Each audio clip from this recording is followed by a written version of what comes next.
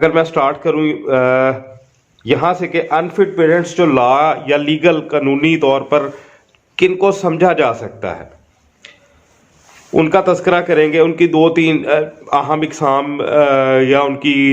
जो जिनको कानून समझता है कि ये जो माँ बाप हैं ये अनफिट पेरेंट्स कहलाएंगे और उनके अनफिट होने से जो उनकी औलाद है उसकी जो कस्टडी है वो कोई और बंदा डिमांड कर सकता है। कहने का मतलब ये है कि हस्बैंड और वाइफ का आपस में झगड़ा हो जाता है या डिवोर्स हो जाता है या कोई अलहदगी हो जाती है और किसी भी किस्म का इस तरह का कोई मामला हो जाता है जिससे उन दोनों की सेपरेशन हो जाती है। उसमें कोई भी वजह हो सकती है। अब जो बच्चे हैं या बच्चा है या बच्ची या बच्चा है, दोनों हैं, उसमें क्या होगा, उसमें ये होगा कि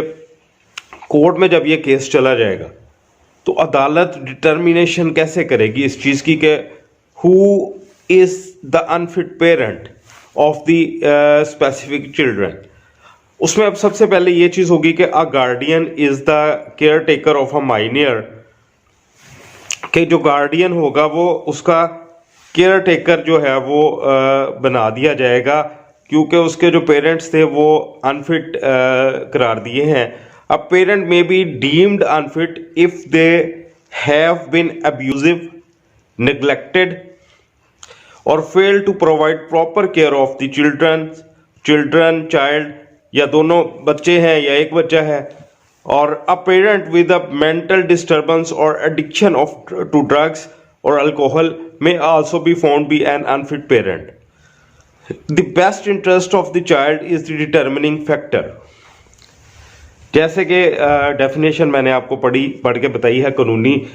वो ये कहता है कि पेरेंट जो है वो कानूनी तौर पे डीम्ड अनफिट ख्याल किया जाएगा ऐसे माँ बाप को जो कि अब्यूजिव हैं, गलत कार्यों में पड़े हुए हैं,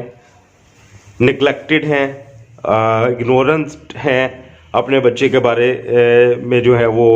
उसकी बेटर लुक आफ्टर नहीं करते, टेक केयर उसकी नहीं कर पाते,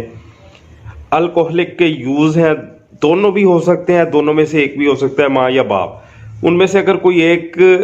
के पास बच्चा है और वो कस्टडी के चाहता है उस बच्चे की और वो ये साबित करना पड़ेगा कि उसकी माँ या उसका बाप जो है वो अनफिट है और वो बच्चे की प्रॉपर केयर नहीं कर सकता, उसमें फिर ड्रग एडिक्टेड पेरेंट आ जाते हैं जो नशा करते हैं या कोई ड्रग्स वगैरह लेते हैं, और दूसरा माहौल आ जाता है कि घर का माहौल उसका जो है वो ऐसा नहीं है कि can take proper care of the children. और उसके बाद फिर जो अगली स्टेज आ जाती है वो ये आ जाती है कि माँ के हवाले से कि माँ जो है वो जॉब भी करती है और वो बच्चे की एजुकेशन को, बच्चे की तरबियत को प्रॉपर वक्त नहीं दे सकती है, लिहाजा वो सुबह उठती है और अपने काम पर चली जाती है। हालांकि वो बच्चे ही के लिए जाती है, लेकिन कानूनी तौर पर ये चीज़ें आपको साबित करनी पड़ेंगी अगर someone wants the custody of the children. तो ये एक अनफिट पेरेंट्स के हवाले से सवाल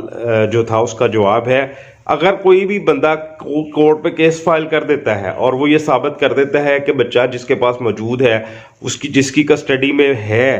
या जिसके अंडर वो है, वो उसकी प्रॉपर टेक केयर नहीं कर सकता, ही इज़ अनफिट, कि उसकी वो जो मैंने वजूहात बताई हैं कि वो नशा करता है, वो गालम गलोच करता है, उसके घर का माहौल अच्छा नहीं है, वो ड्रग एडिक्टेड है, तो इस ऐसी रीजंस को फिर आपको साबित करना पड़ता है अदालत में। उसके बाद फिर बच्चे की जो कस्टडी है वो आपको दे दी जाती है। उम्मीद है मुख्तसरन वीडियो में आपको ये टॉपिक समझ आ गया होगा। हमारे चैनल को मैं फिर कहूँगा कि सब्सक्राइब ज़रूर करें और वीडियो को दूसरों के साथ ज़रूर शेयर करें ताकि ये अवामी मालूमात जो है वो हर बंदे तक पहुँच सके और कोई भी बंदा अपने हक से महरूम ना रहे। मुबीन जाफर भट्टी एडवोकेट, हाई कोर्ट आपसे इजाज़त चाहता है। अल्लाह हाफ़िज़।